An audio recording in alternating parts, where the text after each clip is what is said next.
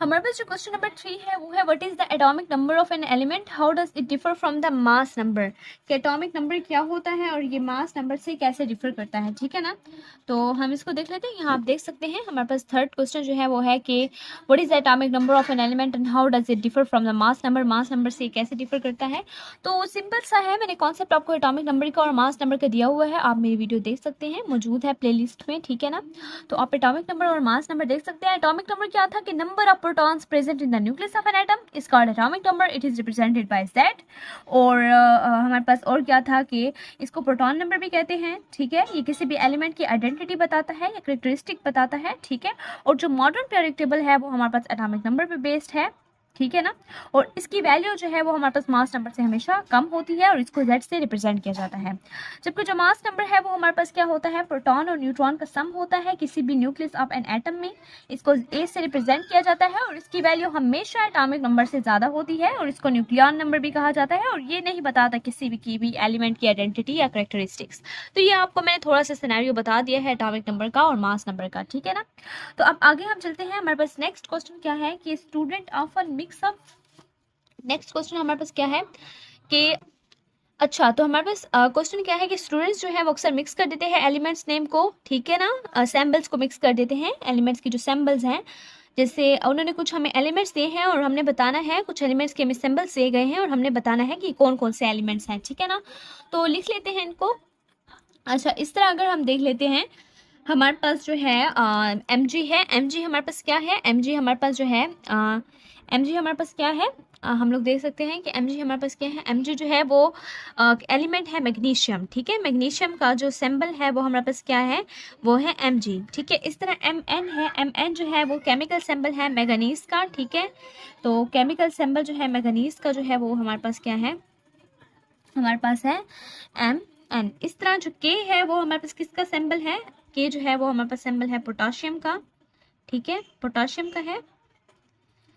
यानी पोटाशियम का जो केमिकल सिंबल है वो K है। ये लैटिन वर्ड जो है कैलियम से इसका सिंबल निकाला गया है, लैटिन वर्ड कैलियम से जो है K निकाला गया है। जिस तरह हमारे पास Na जो है ये हमारे पास क्या है, सोडियम होता है, ठीक है। और इसका जो लैटिन वर्ड है वो हमारे पास है नेट्रियम, ठीक है। नेट्रियम से इसका जो है सिंबल निकाला गया है Na, ठीक है। इस तरह K जो है वो कैलियम के लिए है। और फास्फोरस जो है P जो है वो फास्फोरस को डिनोट करता है, फास्फोरस है। और इसी तरह S जो है वो हमारे पास किसको डिनोट करता है, सल्फर को, सल्फर को डिनोट करता है। और CO जो है वो हमारे पास क्या है, कोबाल्ट है। और जो Cu है वो हमारे पास क्या है, लैटिन वर्ड कॉपरम से निकला है। मैं लैटिन वर्ड यहाँ लिख लेती हूँ, Cu इसका नेम लिया गया है और इसका नेम क्या है, कॉपर। और इसका वर्ड का जो सैंपल है वो कहाँ से निकाला गया है, इसका लैटिन वर्ड क्या कॉपरम से निकाला गया है, ठीक है ना। अच्छा, हमारे पास क्वेश्चन नंबर 5 है कि classify the following molecules as mono, di, tri atomic and poly atomic molecules. इसी तरह हमने बताना है कि कौन जो है मोनो है, कौन जो है डाई है, कौन जो है पॉली एटॉमिक मॉलिक्यूल है। तो सबसे पहले H2O देख ले, H2O यानी 2 हाइड्रोजन और 1 ऑक्सीजन, तो क्या हुआ, ट्राई एटॉमिक मॉलिक्यूल हुआ। इस तरह N2 हमारे पास क्या है, N2 हमारे पास जो है वो है डाई एटॉमिक मॉलिक्यूल, यानी इसमें 2 नाइट्रोजन एटम्स मौजूद हैं। इस तरह एसिड जो है ये हमारे पास पॉली एटॉमिक मॉलिक्यूल्स में आ जाएगा, ठीक है ना। ऑक्टा एटॉमिक मॉलिक्यूल यानी इसमें 8 एटम्स मौजूद है, तो ये पॉली एटॉमिक में आ जाएगा एसिड। हीलियम जो है वो हमारे पास मोनो एटॉमिक में आ जाएगा। और इसी तरह आर्गन भी एक ही मोनो एटॉमिक मॉलिक्यूल्स में आ जाएगा। हाइड्रोजन एंड क्लोरीन यानी हाइड्रोक्लोरिक एसिड हमारे पास, ठीक है ना। ये हमारे पास क्या है, HCl हमारे पास है डाई एटॉमिक मॉलिक्यूल, यानी 2 इसमें एलिमेंट्स मौजूद हैं। इस तरह कार्बन डाइऑक्साइड यानी 1 कार्बन और 2 ऑक्सीजन ट्राई एटॉमिक मॉलिक्यूल्स की कैटेगरी में आ जाएगा, 3 इसमें एलिमेंट्स आ रहे हैं।